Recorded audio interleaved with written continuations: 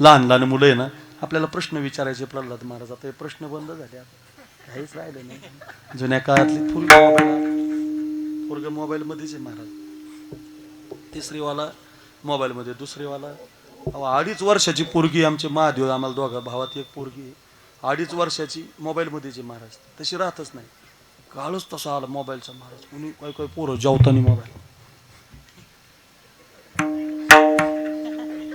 अरे कधी जेवता जेवत कधी बायको ताट घेऊन जाते मिळणे माती. अरे माती गेली तोंडाची.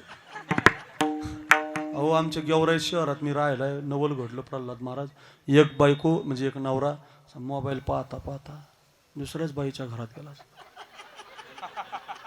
दुसऱ्याच, जाऊ दे त्याचं चुकलं, तो गेला वा गडबडीत. बाईनं तरी बघायचं ना घरातले. ती मोबाईलच खेळत होती. तिच्या मैत्रिणी बचत गटाचे मेसेज चालले होते, 300 उरले, 250 उरले, 250 तुला आलेत, 250 मला राहिलेत. तिचं आपलं मैत्रिणीला चाललं होतं व्हॉट्सअप. तिला वाटलं आपल्या घरात दुसरं कोण येणार, नवराच येणार. तिनं वर पाहिलंच नाही प्रल्हाद महाराज. पाण्यास तांब्या भरून दिला. तांब्या आल्यावर याला वाटलं आपलंच घरी, यांनी खाली पाहिलं. त्याचा मोबाईल मध्ये त्याचं लक्ष, हिच्या मोबाईल मध्ये. तिला मिळ नाही माझा नवरा नाही, याला मिळ नाही माझी बाई नाही. तेवढ्यात तिचा ओरिजिनल नवरा आला घरात. आता खरी गंमत आहे बघा माझ्याकडचे. ओरिजिनल आलतं का ओरिजिनल, ते पण मोबाईलच खेळत होतं. ओरिजिनल इकडे बघा, ओरिजिनल पण मोबाईलच खेळत होतं सुधाकर भाऊ. ओरिजिनलचं मोबाईल मध्ये चाललो, त्याला वाटलं दुसरीच जोडी बसलेली. निघाल बाहेर, अरे तुझं घर आहे. काय नवल हे काय माणसं. नका नका इतका आधीन जाऊ नका. पोरं त्याच्या राहिलं नाही हो. पोर बापाचा धाक नाही राहिला महाराज. बाप घरात आल्यावर बाप पोरगा पुस्तकच हातात घ्यायचं. काय बापाचं वजन होतं महाराज. बाप आला म्हणूस तर पोरग, अहो गुरुजी आले म्हणले, गुरुजी आले गुरुजी. पोरग बेंचवर बसायचं. आता गुरुजी येऊस तर पोरच गुरुजी शर्ट फाडायला लागले. काय ताकद होती. अहो आम्ही रविवारच्या दिवशी जर गोट्या गोट्या खेळत असलो, गुरुजी आले रविवारी, सुट्टीच्या दिवशी सुद्धा गुरुजीचं भेव वाटायचं. हो महाराज काय आता गुरुजी नाही महाराज. आता गुरुजी तरी काय करेल, पोरच मोबाईल मध्ये येत महाराज.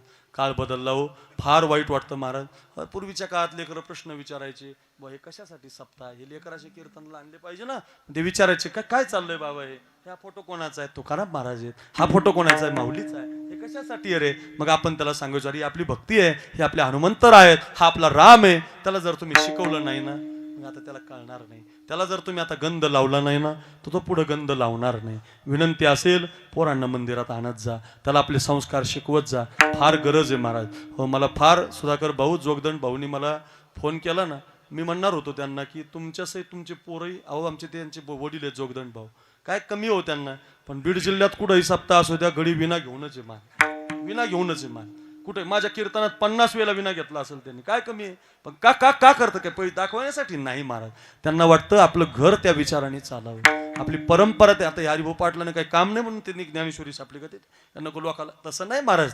आपल्या परंपरेत पोरं यावी, सांप्रदायुक्त मुली असावे, सांप्रदायुक्त पोरं, व्यसन नसा. या माता बसल्या तिथं, एवढ्या सगळ्या 1000 माता या देवाला जाऊ द्या, त्र्यंबकेश्वरला जाऊ द्या, रामाला जाऊ द्या, वनीला जाऊ द्या, तुळजापूरला जाऊ द्या, पंढरीला जाऊ द्या, संभाजी कोणत्याही देवाला जाऊ द्या, तुमच्या कृष्णेश्वरला जाऊ द्या. ज्या ज्या देवाला या माता जातात, खरं सांगा मला, कपाळाचं कुंकू सोडून तुम्ही काय मागता. एकच मागणं असतं आईचं, कपाळाचं कुंकू माझ्या जन्माला जाऊ दे. हे देवा मी तुला पाणी घालते, हे शंकरा मी तुझं पूजन करते. कपाळाचं कुंकू माझ्या जन्माला जाऊ दे, आयुष्याचा जोडीदार व्यसन मुक्त होऊ दे, व्यसन मुक्त होऊ दे, आयुष्याचा जोडीदार व्यसन मुक्त होऊ दे, आयुष्याचा जोडीदार.